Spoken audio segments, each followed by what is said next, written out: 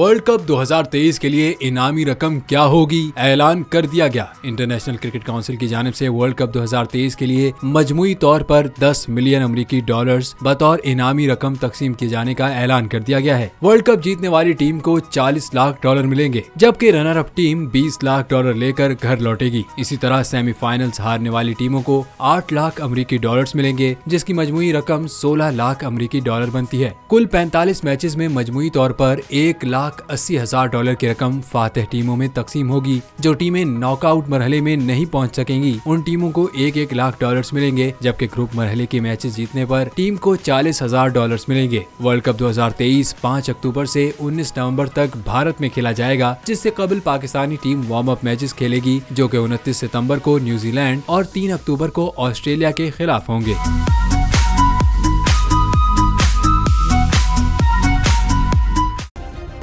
Subscribe करें और bell दबाएं ताकि कोई खबर रह न जाए।